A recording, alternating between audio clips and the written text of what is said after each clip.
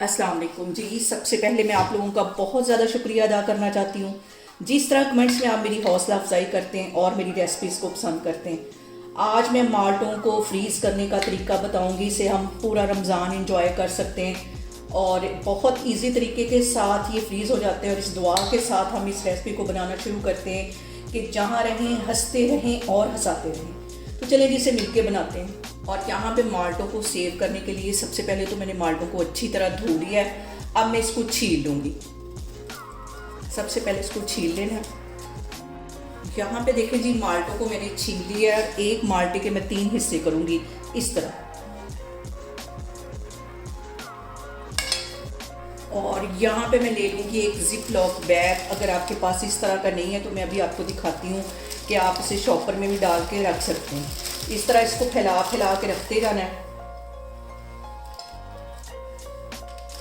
ऐसे ऐसे इसको सेट कर देना है, एक दूसरे के ऊपर नहीं रखना है। और यहाँ पे देखें जी, ऐसे इसको सेट करते जाना है, एक दूसरे के ऊपर नहीं रखना। ये देखो, आप रमज़ान में इसको फ्रूट चाट के लिए इस्तेमाल कर सकते हैं, वैसे इसको खा सकते हैं क्योंकि रमज़ान में प्यास बहुत लगती है। इफ्तारी के बाद आप इसको एंजॉय कर सकते हैं। ये सारे मैं इस तरह सेट कर लूँगी। इसी तरह अगर आपके पास जिप लॉक बैग नहीं है तो आप इसको साफ़ सुथरा एक शॉपर ले लें और उसके अंदर भी इसी तरह इसको सेट करके रखते जाएं। इस तरह इसको सेट करके रखते जाएं और इसको फ्रीज़र में रख लें। एक दूसरे के ऊपर इस तरह आप शॉपर के ऊपर शॉपर रख सकती हैं। इसको इस तरह मैं सारी सेट कर दूँगी।